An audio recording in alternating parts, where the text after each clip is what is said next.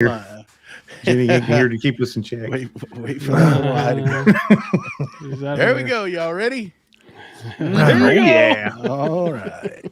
Welcome to Creative Makers Podcast with your host, Joey with Steel Blade Woodworks, Matt with Wacky Works Workshop, Jen with Jen's Turns, Jamie with JP Woodwork, and Jake with Northside Custom Crafts.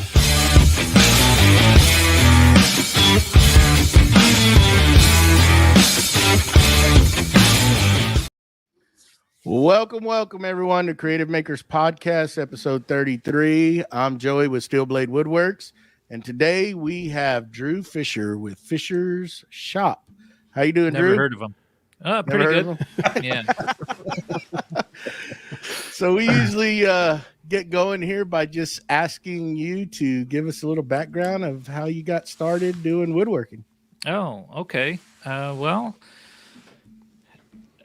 I've done some of this in recap videos that I have out on my channel. I did one video with talking about my dad. It was more of a kind of a tribute to my dad, where I spoke about how he did woodworking when I was a child, and it was fun to watch him build stuff. But I never really got bit by the woodworking bug at that time. The main thing that I learned from my dad at that time was that you can do stuff yourself. You can build it or you can fix it. You can do it yourself. You don't need to go and buy a new one. You don't need to go hire stuff out. You can figure it out. You can just do it. So I think that was probably the biggest thing that I learned in my childhood from my dad down in his woodworking shop. Sure, I saw a couple things, I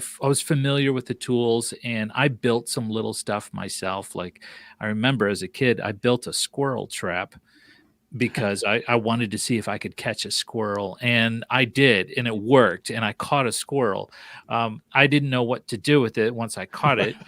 So I just sort of propped like rocks around it so that he couldn't get out. And I was going to show my dad and make him proud that my invention worked. But then that squirrel just gnawed through everything, just turned the whole thing to a pile of shavings. But he got out. So that was a one and done. I never built another one of those again. But fast forward, probably I'd say fast forward to like age 39, 40, probably right around when I was 40 years old. I decided that I was going to try and build out the basement of my current house. And I wanted to do it myself. This is what I learned from my dad. He's like, you can figure this stuff out. Now, the basement of our current house, we had the house built. Actually, I would have been even older than that. I would have been probably 43. And it was just concrete down here, concrete and studs, bare walls, bare everything. And I'm like, all right, I want to do this. I want to figure this out. I've been watching some YouTube videos, and I'm seeing people, they make it look easy. I think I can do this, So I downloaded this program called SketchUp, and I went downstairs into the basement with a tape measure, and I started measuring out all the walls.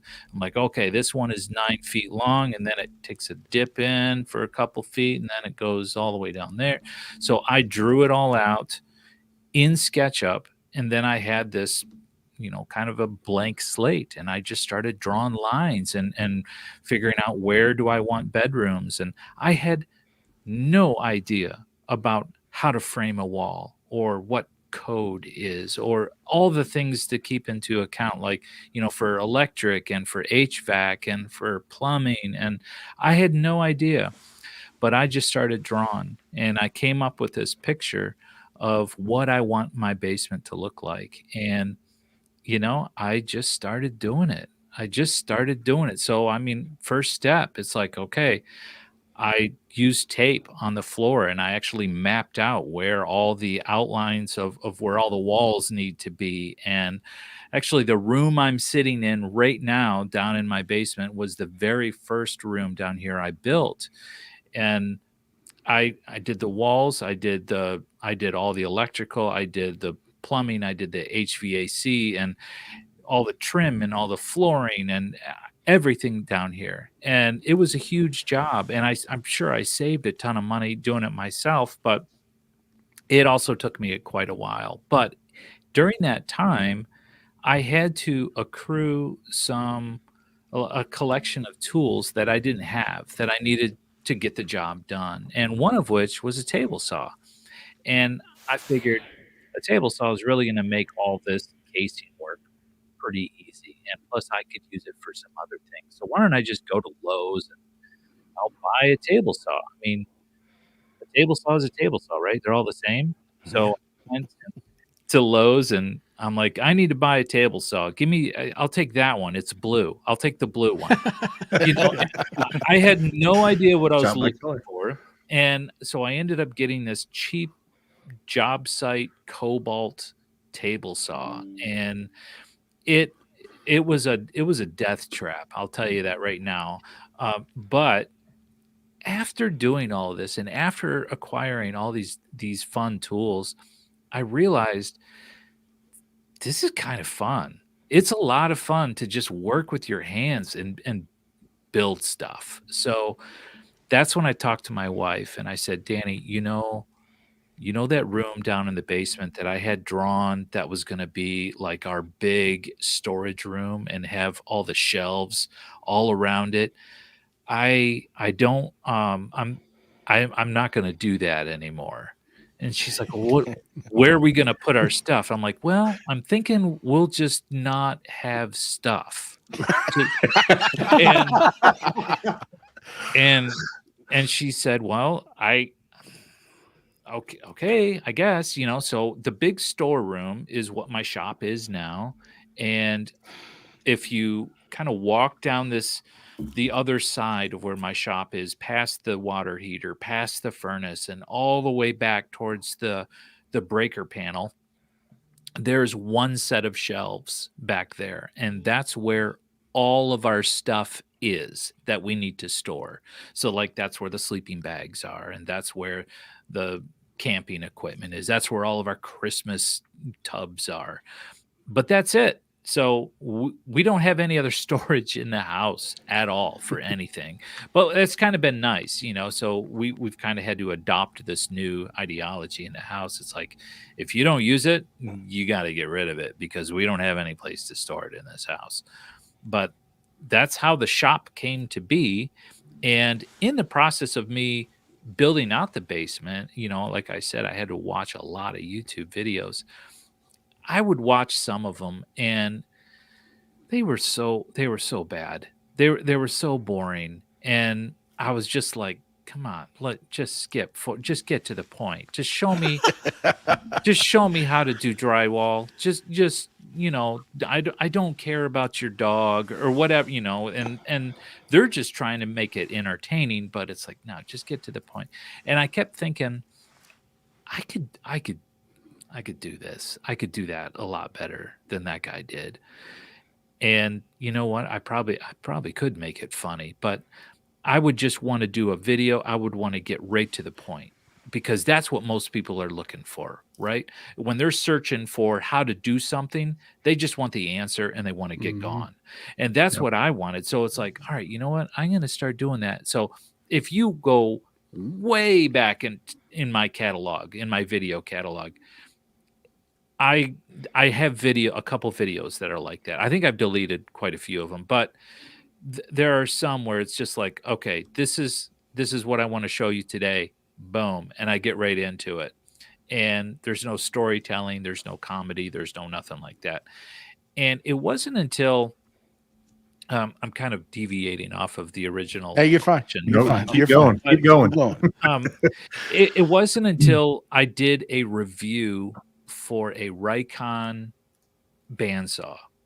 And I needed to get a new bandsaw. The only bandsaw I had was this Craigslist Craftsman bandsaw. Again, another death trap. Right. But I needed to get rid of this thing. Hey, do you remember those old Craftsman bandsaws that had 3 wheels? They were triangular ones, not big two-wheel ones. Yeah. So I had one of those things, and I don't recommend it. It was awful, but You heard the review here first. I needed to get a new bandsaw. And so what I did is I'm like, you know what? This is going to be a good video. It's going to be a highly searched video. People are going to want reviews. So I'm going to give a very detailed, in-depth review of this Rikon 14-inch bandsaw. And I'm going to win over the entire internet with this thing. So I even recorded my phone call to the store and said, hey, I'm going to come pick this up. And he's like, great. Yep. Come and pick it up. And so I even embedded the phone call into the beginning of the video. And it was a clever little intro, but I went there, I got the bandsaw, and I filmed the entire review, got all the clips, wrote out the entire script, recorded the entire voiceover, spliced it all in there, got it ready for me to hit that final render button. And then I figured, you know what, I'm just going to give it one more watch through and just make sure I got all the bugs, ironed out. And I'm watching it, and I find myself skipping through myself. And I realized at that point, it's like, oh my gosh, I'm doing what I did with the other guys because they were so boring. Oh my gosh, I'm so boring. I am so bored. Nobody's going to watch this. What do I do? And I was heartbroken when I came to the realization that I was so boring to watch. So I thought, you know what? I'm going to just rip up the entire voiceover. And I did. I just chucked the whole thing in the garbage. And I said, I am going to write the most stupid, idiotic review that I can of this bandsaw. And I'm going to use the same footage, and I'm going to release it. And I'm going to just see what happens. Because at this point, if my whole channel explodes, I mean, I don't know how many followers I had at the time, maybe like 1,000, maybe not even that many. So I didn't really care. It's like, well, if it flops, then whatever. Well, apparently, like the VP of marketing at Rikon saw it. I don't know how he saw it, but he saw it. He's like, that was hysterical. It was hilarious. Let me send you a t-shirt or something. And so he did. And that just sort of, it filled my sales up, and I was excited. And I'm like, all right, you know what? There really isn't a channel out there that focuses on being real and being funny at the same time, and I want to be able to show my mistakes, because I'm definitely not a master at woodworking. I make all kind of mistakes, and I'm sure you could walk around this basement that I built and find about 100 mistakes, but I did them, and it came from me, and I'm just a real life dude, and I just want to show that I can figure stuff out. I enjoy figuring stuff out. I like trying and working on it, and I have been getting better as time goes on. And I like to crack a joke. I like to make people laugh, and so that really spurred on the niche that I'm in right now. That's cool. That's some good information there. There was a lot. Yeah, it was a long answer. Yeah, sorry. No. That's great. There's a few talking points in there. Yeah. For everybody at home, my name is Jake Thompson. We got a couple questions in the chat. I'll get those after this, but I usually do an icebreaker, and my icebreaker for you, Drew, is how many times a day do you say, "Oh crap"? Quite often. It was just today. I was working in Lightburn, and for those of you that use lasers, you know what Lightburn is. But I was trying to trace an image. I have this father-son tradition that I do with my boy every year at Christmas time, where we make our a Christmas ornament together. So I've actually done a video on this years ago where we made a little Santa Claus thing on a CNC together. But this year we're making a new one, and I got this outline of this. We're going to do like a big Christmas sleigh, and it's going to have presents and all that stuff hanging out of it. And we're going to do it on the laser. And I thought, wouldn't it be cool if they're all like layered, if it was like kind of 3-dimensional and the whole thing had multiple layers? That would make it easier for us to paint different colors. And then he's like, yeah, that sounds good. Okay, what do we have to do? I'm like, well, we take this image in, we trace it out, we use that trace image feature. And now, since we want to layer it, I have to, by hand, trace some of these images out. So I'm trying to trace these images out. And I don't know if my big meat hooks were clicking the wrong buttons or what, but I could not click the button right. And my lines were going everywhere. And I was alternating between things. That was either, oh crap, or I forget what else. It wasn't vulgar. I don't cuss like that. But anyways, it was funny because he just looks over at me. He's like, wow, the crap counter's up to like 7, Dad. Yeah. What's the other one? Idiot. I'm an idiot. Yeah. Is that the other one? Yeah. Yeah. And we have the wooden mustache here. It's not a. He says, question. This is not a question, so I don't really know which way to go with this. But he just wanted to thank you for your videos on YouTube. Great information, humor. One of the first few channels he started following years and years ago. Thank you, sir. Oh, awesome. Thank you. And then D Miller Designs. It's D Miller. Question. How did you come up with the idea of the shadow line on the miter saw? Really smart idea, and I appreciate you. Also love We Built a Thing. That idea, I actually saw somebody else do something similar to their miter saw. So that is definitely not an original idea from me. I saw somebody else try it. I actually tried it with a different light. Didn't work. And then somebody reached out to me and they're like, you need to get this little magnetic sewing light. And because it should work perfectly. I've done it myself and it worked great. And he sent me pictures. I'm like, wow, that is really cool. And that's what I did. I don't remember where exactly I saw it. I might have referenced it in the video description on there. I don't remember. I try to give credit where credit is due. But that was definitely not my own idea. But that being said, it's been an awesome upgrade for me. And I do want to specify that in the video, I just used hot glue to hold the light up into the casing of the blade.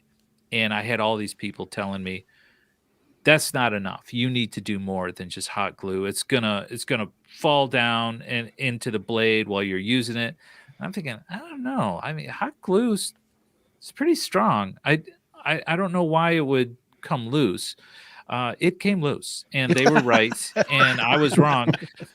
It was a change your underwear type of situation too, because I pulled that blade on that miter saw, and it just went wham, just like something blew up, and I didn't know what it was. It was terrifying. Pieces went everywhere.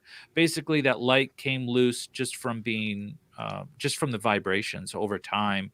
It fell down into the spinning blade, and thankfully that the plastic guard that was around the blade protected me from getting hit with all the pieces. But there were pieces of circuit board and plastic and LED everywhere. Shrapnel. Everywhere. Underwear. Yeah, it was. So yeah, I'm not gonna lie. I think a few drops of pee came out on that one.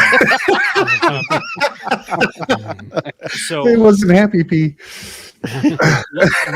when you order those lights, they came in like kits of 3. And so I just grabbed another one. And I'm like, all right, well, I'm gonna do it differently. I'm gonna do it right this time. And so this time, not only did I use hot glue, I used CA glue, and I drilled holes through the casing and drilled screws in. I'm like, you ain't coming loose anymore. But now that I did it right, it's been just a wonderful upgrade. I love having that shadow line. So where are you putting that? I know it's hard without having a picture, but do you have that like on the front side? It's on it's on the front. So something specific with the Bosch 12-inch axial glide saws in the U.S., and I have to specify in the U.S. because I think if you're across the pond, Jamie, you might be able to testify to this, but the 12-inch ones they either come with a laser option or a light option already built in. And for some reason here in the States, it wasn't put in there, but they used the same framework or whatever for the case. So there was this empty void there. And it's like something should be there. And that's true if you buy the saw in a different country where they put that in. But here it's empty, and that little sewing light that I had, it just fits in there perfect. Cool. Yeah, I mean, we are very safety conscious over here, so, and I know a lot of mitre saws do come with lasers, but for the Bosch one, I couldn't tell you. He said a lot of the saws come with lasers, but for the Bosch, he wouldn't be able to tell you. Yeah, I read the subtitles.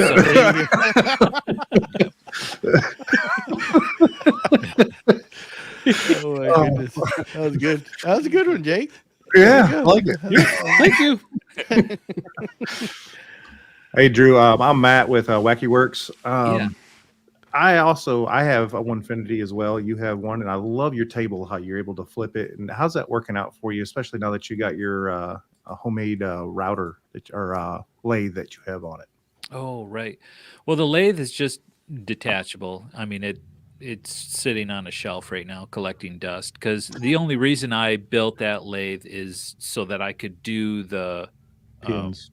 the pins for my Skittles video. Yeah, right.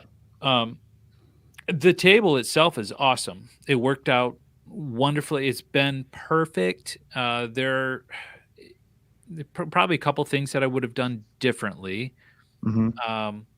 Admittedly, I have never flipped it to the other way to use it just as a table, because the whole reason I built it was specifically for a CNC table, but I wanted other people to have the option to use it as both CNC table or an assembly table. And after all, that's what I called it, was a mobile assembly table. Yeah.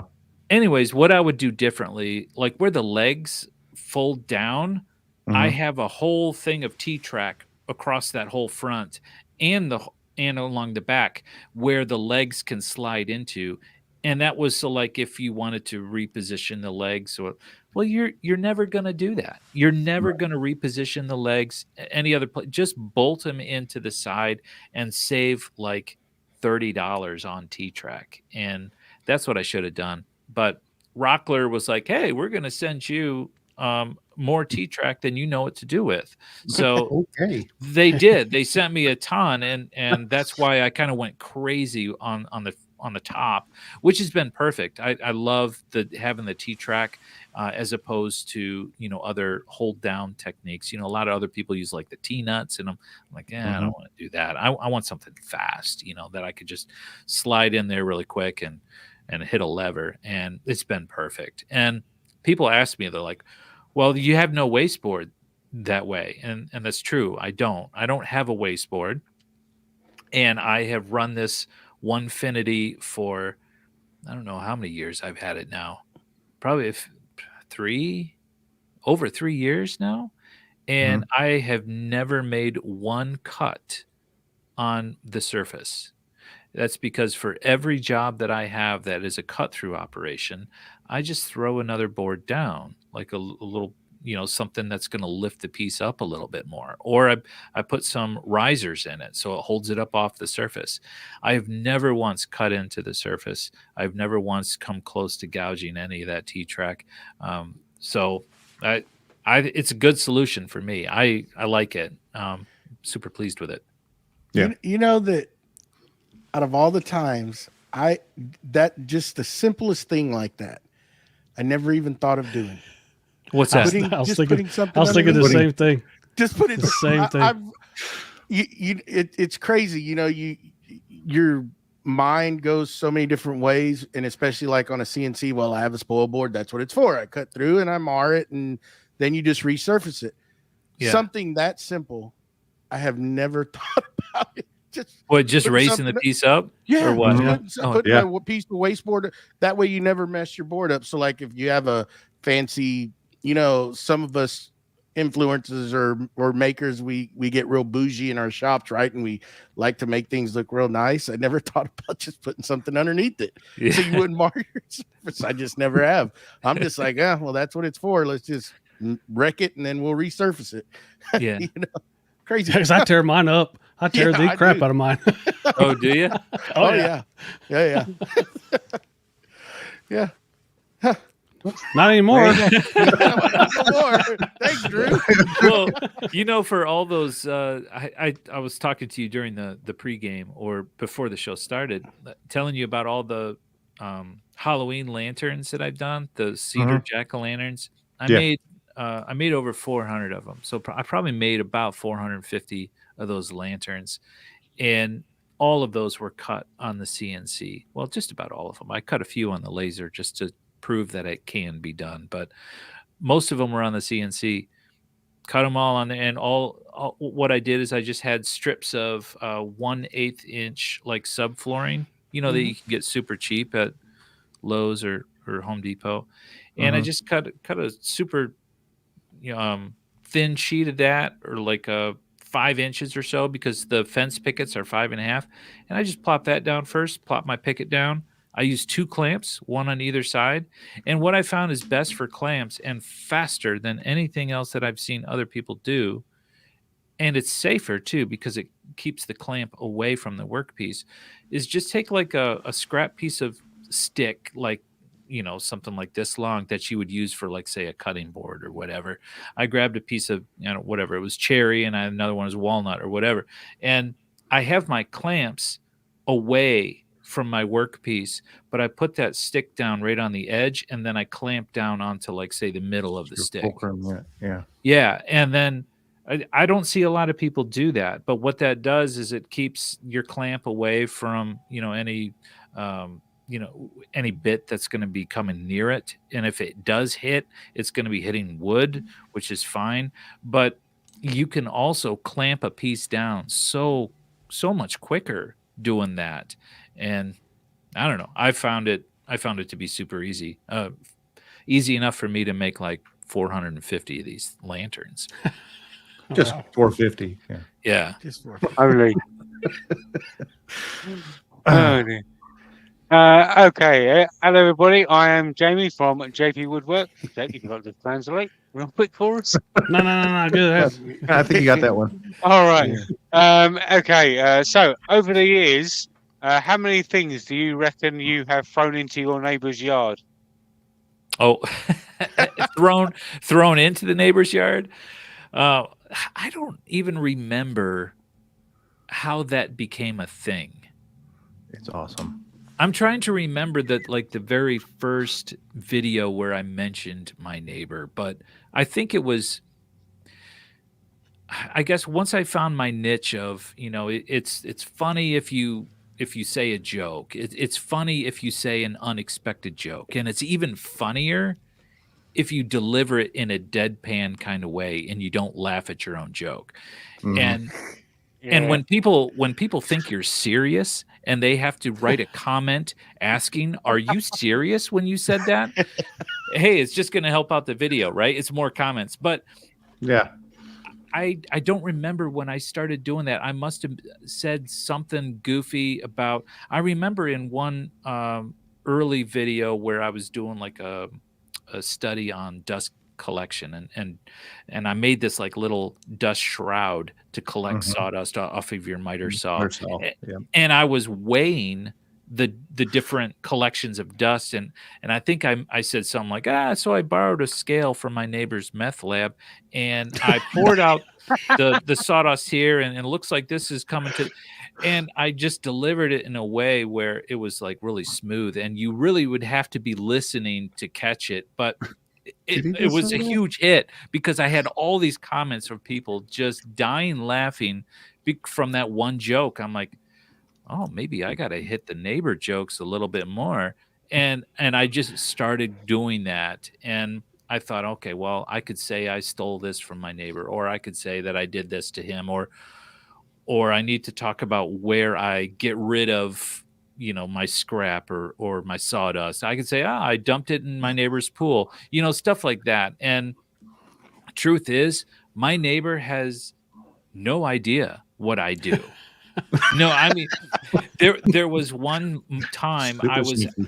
I was outside and he happened to be outside too in our backyards, and I wandered over and we were just sort of chit chatting, and I mean, he knows that I have a wood shop and that I record videos, but he's not one for social media, and I told him, I said, you know, there's something funny is you might get a kick out of this is that I joke about you all the time in my videos. He's like, you joke about me? I'm like, well, not you personally.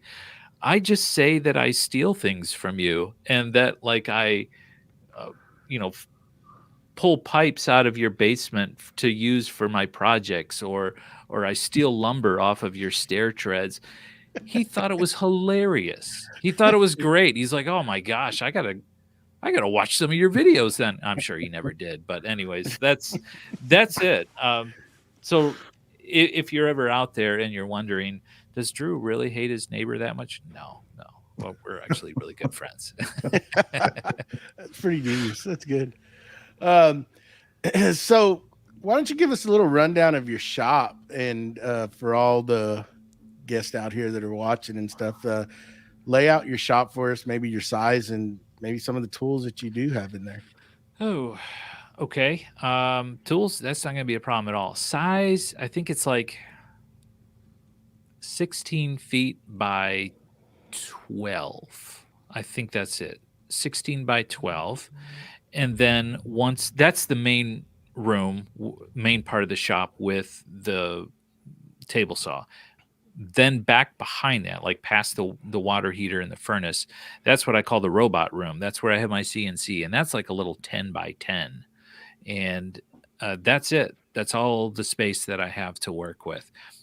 As far as tools, I have the DeWalt planer, what is it, 735, the DW 735. I guess you'd call it the X because it has the little fold down steel tables. And I've upgraded that with the Sheelix cutter head. And I tell you what, it's a game changer. It's awesome. You like it? Love it. Absolutely love it. And it is definitely worth the additional $300-400 that it costs. I mean, the helical heads are just unbelievable. They take your woodworking game to the next level. Absolutely.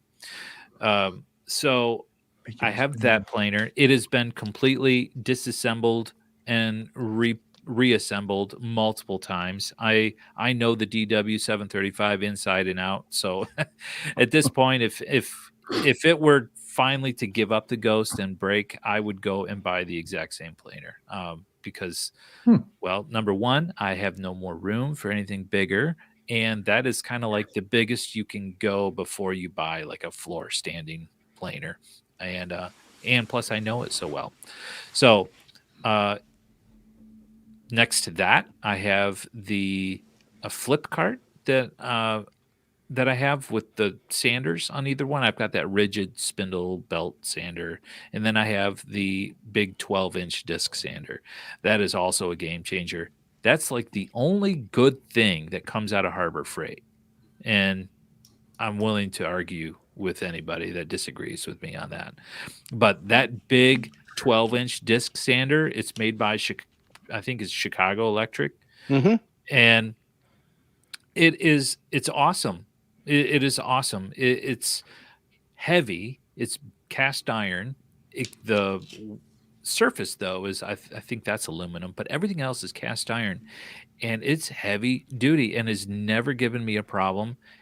It's awesome. It's a workhorse. The only thing I don't like on it though is if you need to change the paper, then you have to basically take it apart. You got to take off the Worx. You got to take off these little trunnion caps and locks, and then you got to take off the work surface, and then you got to unscrew the dust collection shroud, and you got to do all that stuff just to get to the paper to change it. But how often do you do that? Not that often. I leave a really coarse grit on my disc sander, and then I use I use the other sander for my fine sanding.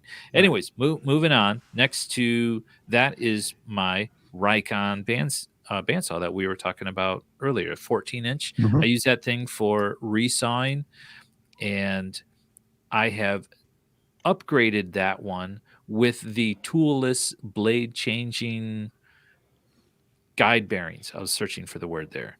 So when you buy the one that I have, I think it's model 324. If you buy the Rikon 324 as is, you have to use an Allen wrench to adjust all the bearings, and it is a pain in the butt. And you'll be spending an hour or so every time you want to change a blade and get it dialed in just right. If you get the toolless ones, it's just twist knobs, and it is super fast. And I just switched blades today, and it didn't take me long at all because of that. So highly recommend that. And it's a retrofit kit, so you can just buy that separate and put it on yourself. Other tools in the shop, circling around. I have a saw stop, 1.7 horsepower. So that's the 1 3/4. Yeah. Yep. And Bosch axial glide. For the joiner, I have a little 6-inch rigid jointer, which is equivalent to the jet jointer of that same size. I think they're probably made in the same factory. They're just painted. One's painted white, one's painted orange. But I've upgraded that one with the Shelix head as well, and that was a huge upgrade. So that was another really, really good upgrade. Other cool things, I'd mention my drill press, but I just said cool things, and my drill press is not a cool thing. This is a this is an awful drill press. I've even removed the stickers off of it because I didn't want people to think that I like it. Yeah, no, I want to dissuade people from buying it. But I'm actually in conversation now with a major brand company. For anonymity's sake, we'll refer to them as Risley. That way, you have no idea who I'm talking about. Exactly, Yeah. So I'm trading. Can't wait till we find out. Yeah, so I'm trading emails with them, but they are going to be coming out with a new drill press real soon, and they want to send me one to replace with that boat anchor that I have. So that will probably, Jamie, will be the next thing to go over the neighbor's fence. Will be the drill press. Other tools that I have, if you walk back into the robot room, I have one of the original Onefinity Woodworker. I have the X50. It is not the journeyman size, has a work area of 32.5 by 32.5. So it is one of the smaller versions. And it does not have the Masso controllers. It uses the Bilbotic controllers and the older stepper motors. But man, that thing is such a workhorse. I love it. It will not break. It will not die. It's one of those things that you turn the on switch and it just works. It just does it. And I'm not saying that because they're paying me to, although they are paying me to. It don't hurt. Yeah. I don't disapprove of that. Yeah. So I'm actually a huge fan of Onefinity, and you can listen to our show and hear more about that if you wanted to. Other tools I have like a old, I think it's like a Wood River hollow chisel mortiser. Mm-hmm. You guys familiar with what those are? Mm-hmm. Mm-hmm. Super cool tool, but I don't use it. And I've used it for some projects, and it's when you do need it and you use it, it's one of those things. It just works, and it works really well, and it's awesome.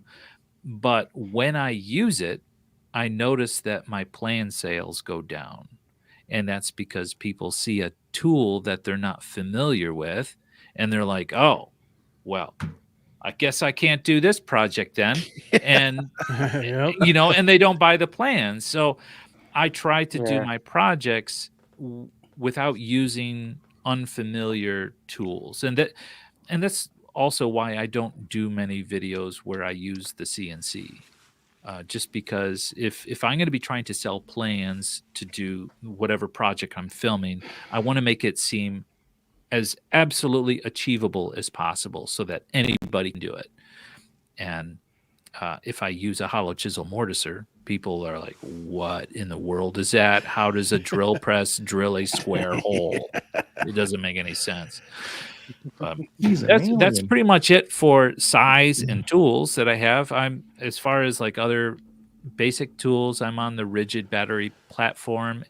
If I could go back in time, knowing what I know now, and make a new choice, I probably would not have landed on rigid, although rigid has been wonderful for me. They have an outstanding warranty that I don't think anybody else has. You know, that no questions asked return policy. You know, it's good lifetime guarantee. If one of your tools breaks, you just send it in and you get a new one. And I've used that before. My trim router stopped working and I had to jump through a couple hoops, but in the end, they gave me a brand new trim router and no questions asked. They gave me new battery, new trim router, and they're like, here you go. You're right. It broke and it's guaranteed for life. So here's a new one.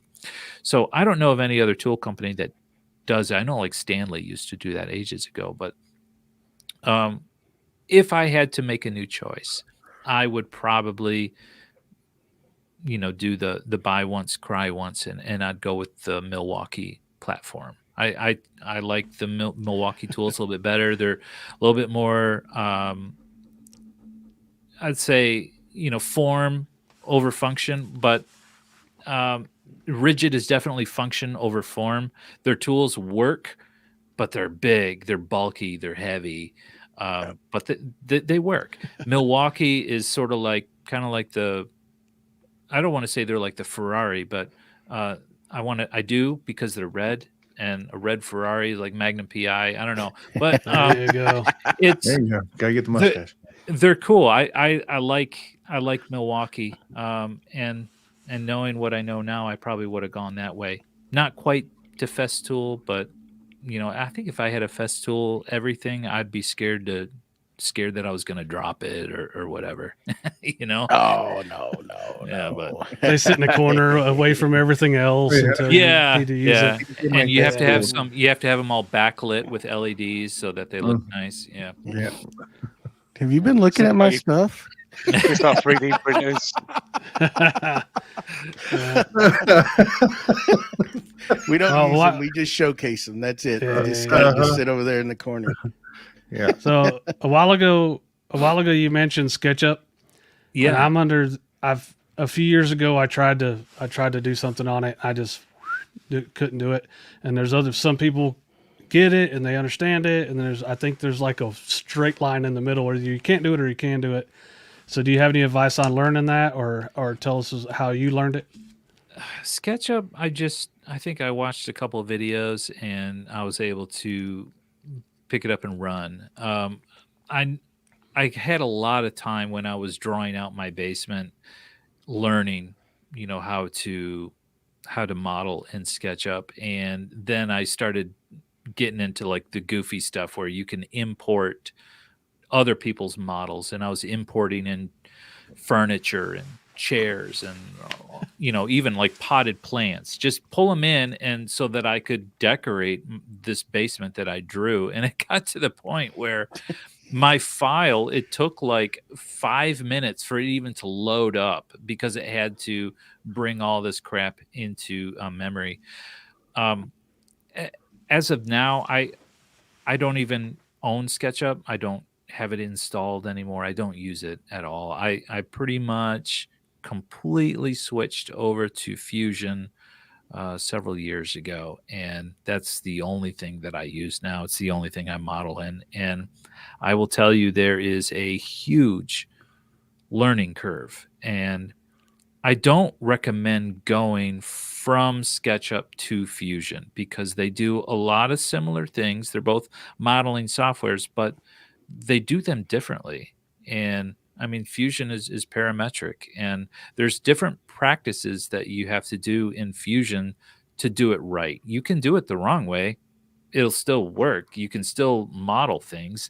But as far as making them good for design and implementing good practices into your designing, they're done differently in Fusion as to how you would do things in SketchUp.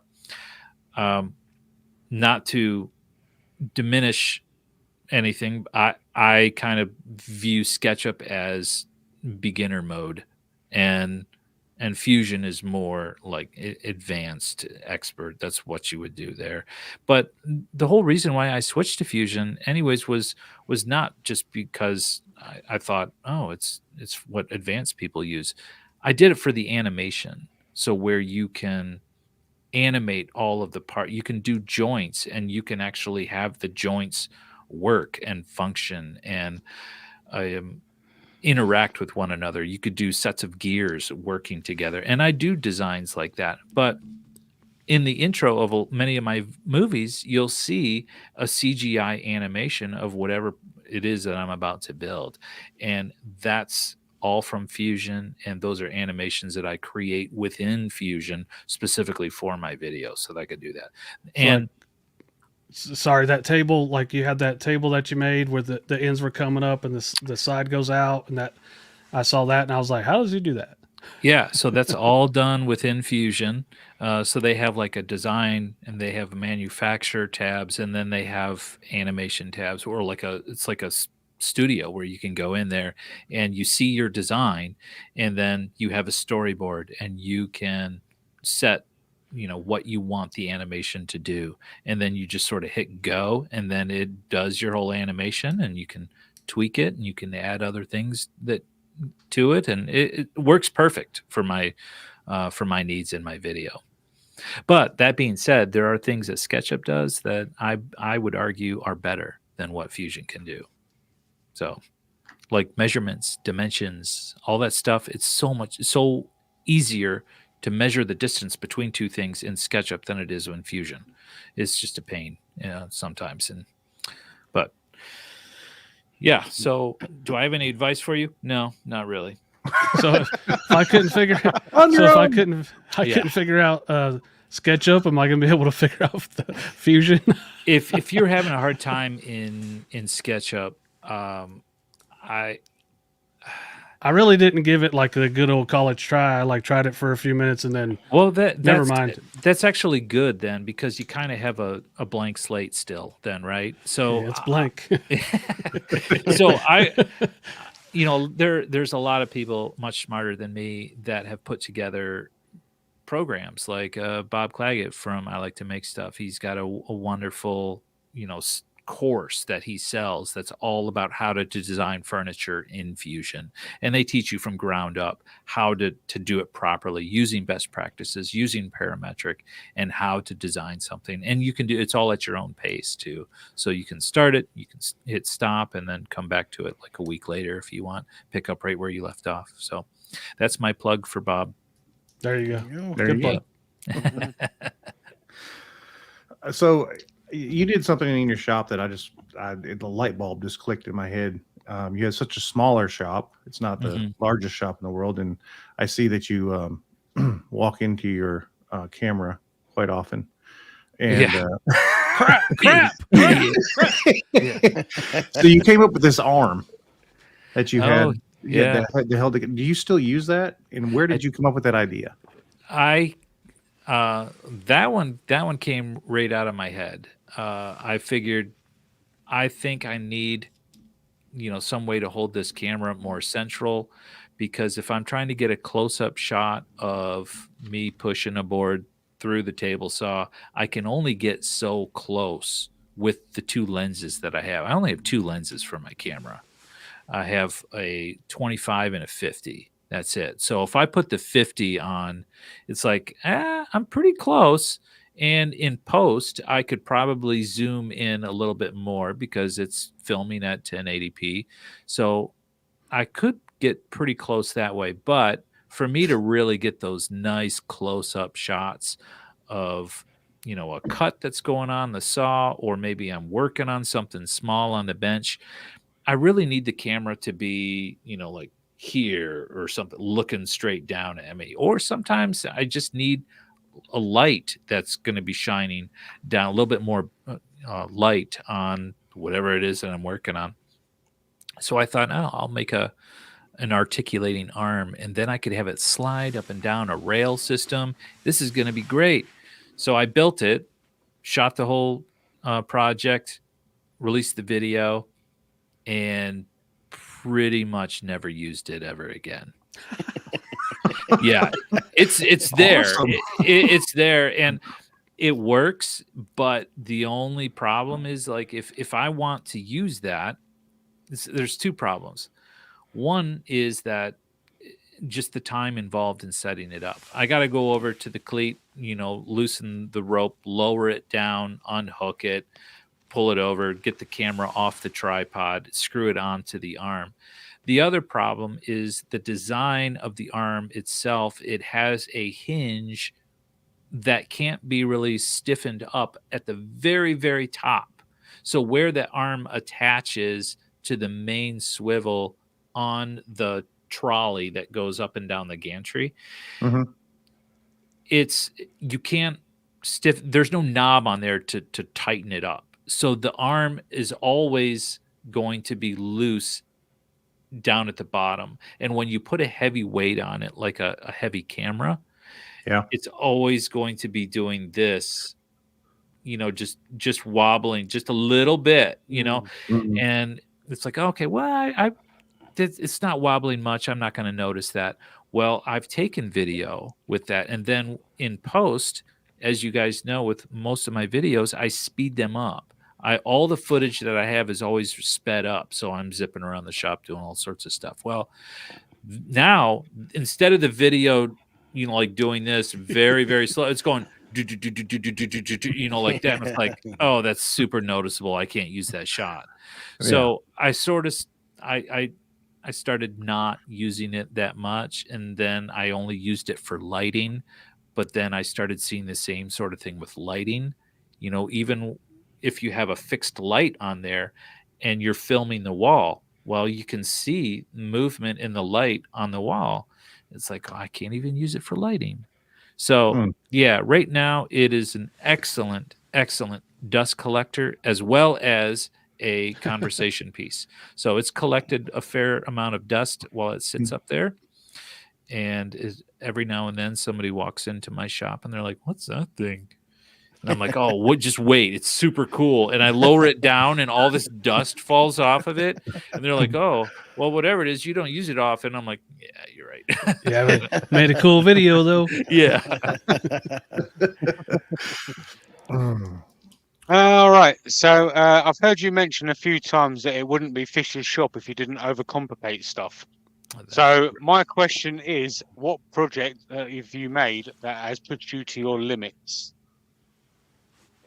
As far as overcomplicating things? Yeah. That's a good question. Oh, thank you.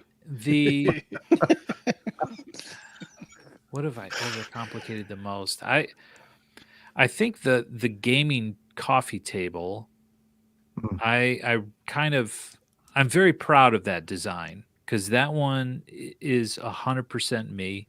Came up with that all by my lonesome. And I worked a lot of different things into that coffee table.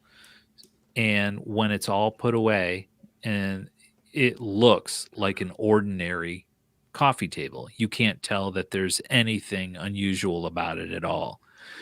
But when you actually start getting into it and you pull the drawers out and you put your hand in the drawer and you find that little hidden button and you push up on that and it raises up one of the top boards on top of the table and you start taking those out and those flip over and they go into the sides of the table. And then the inside, has the tray that you can pull out for your puzzles and stuff. It just turned out so cool. And we use that thing even to this day. We use it all the time. It's right in our it's right off of our family room, so it's right next to the fireplace, and we play games there all the time, and it's just perfect. I love it, and that's it's my number one stolen project. So With the pictures, yeah. People steal it. They steal my pictures. They steal the idea. They steal whatever they can, and they set up entire scam sites that say, "Hey, we will build this table for you, and all you need to do is send us gift cards for whatever, whatever the scammers ask for.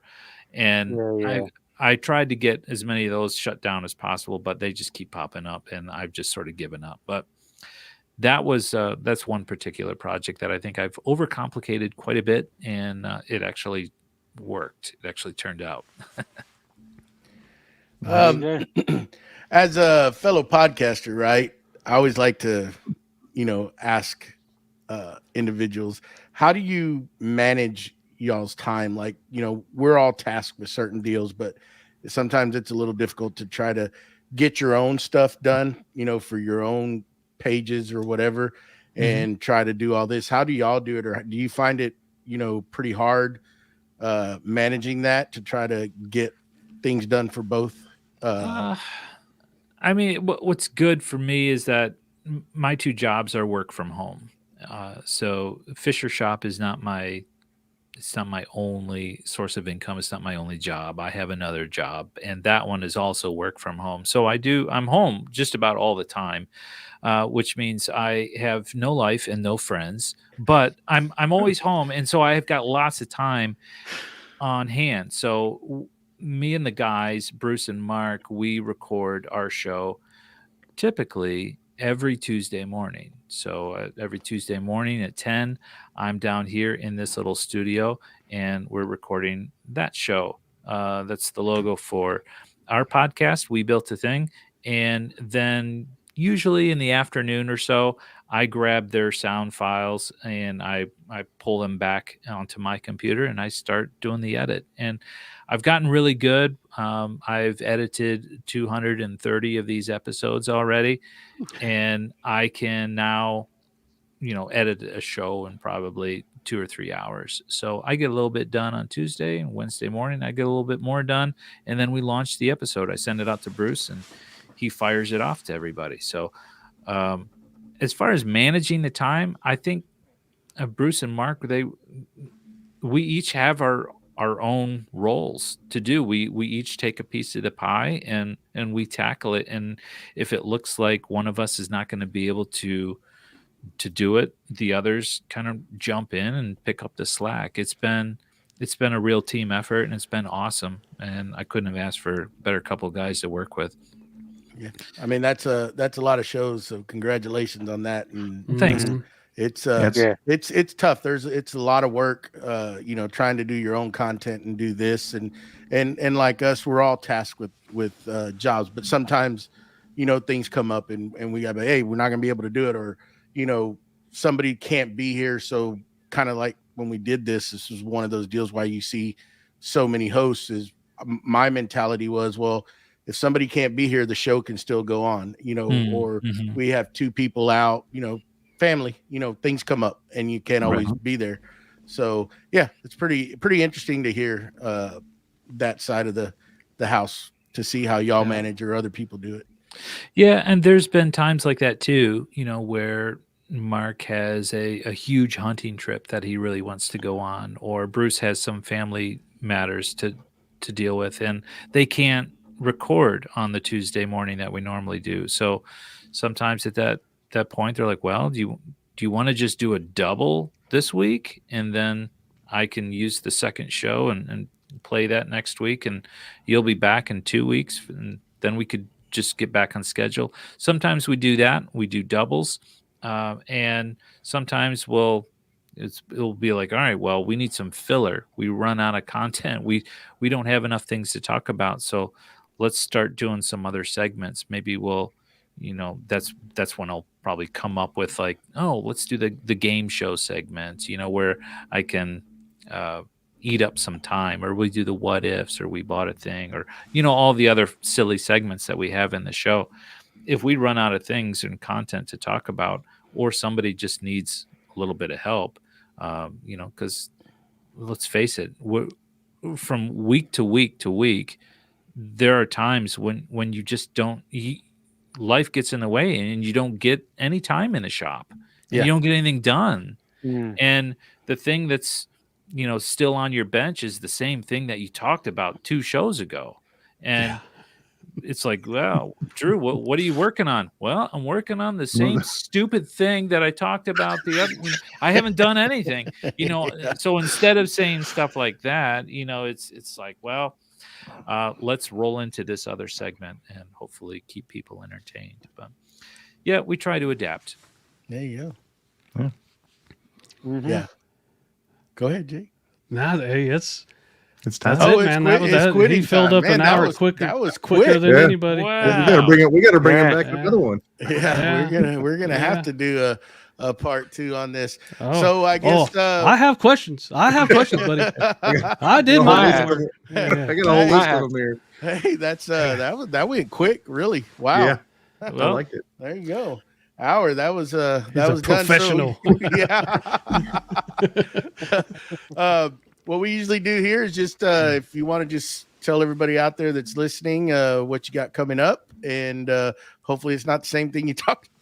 Yeah. But let everybody know where they can find you, and we'll get our way out of this. Sure. Well, the next project coming up, I just finished up all the Christmas stuff that I had to do. We have a big family Christmas party coming up this weekend, and so I'm always sort of obligated to make a few things for that. But all the Christmas gifts are done, and so now I can start focusing back on Fisher Shop. And I just pulled in a huge, massive, back-breaking walnut slab into the shop today that I'm going to be using for a big headboard for our bedroom. So last video, if you watched that one, I made those really nice looking floating nightstands, and this is going to be right in between them. It's just going to be a huge walnut slab mounted right on the wall, but there's going to be some cool things that I do to that slab, as opposed to just throwing finish on it and screwing it to the wall. So make sure you stay tuned for that. So that's coming up. Cool. You can find me on the internet. By golly. There you go. There you go. So there you go. You can go to FisherShopOnline.com. You can Google Fisher Shop. You can see me on Fisher Shop on Instagram, or of course on YouTube, Fisher's Shop. So mainly just type in Fisher Shop on Google, and it just shows you all of them. So that's how you find me. Mm-hmm. Yep. Here you go, Matt. So all the cutting boards are out. Got all those taken care of, and next is probably I'm working on some cabinets to go above my miter saw station, and finishing up the slab for the coffee table if I ever get that done. Jamie Pye. I've been putting out my regular weekly videos, but this week I'm planning on doing a live over on the Dremel UK YouTube channel. So I'm over there for a laugh because I've no idea what I'm going to be doing over there. There we go. So and they kind of stuck it to me, so to speak. So it really is going to be funny. Apart from that, yeah, I'm just going to be doing more recording of videos. Okay. Me and Jamie have our show we do Saturday. I was sick the first couple days of the week, so Jackie's going to be here tomorrow, and we're going to figure it out tomorrow. So it should be a well planned out show Saturday. We're going to get it on, and I have a video going out tomorrow about how to make your process 4 tips on how to make your process better in your shop and make your making more enjoyable. So that'll be out tomorrow. I am trying to get a video out, so look for that on the Jessom router table assembly of that. That should come out probably either tomorrow or probably Friday. At some point, I'll get it done. It just popped up something over there that doesn't look good, so I don't know what's going on with that. But next week on the show, we got Kamani with Van Stray Designs. And please, folks, get out there, go listen to the show on the podcast. Make sure you leave a review, and remember, 10 stars. 10 stars. 10. 10. For all of us here, thanks everybody out in the chat for hanging with us tonight. Drew, we appreciate it. Y'all go follow this gentleman. Go check out their podcast. Awesome we built the thing. And yeah, we're going to get on out of here. We'll pause and say goodbye.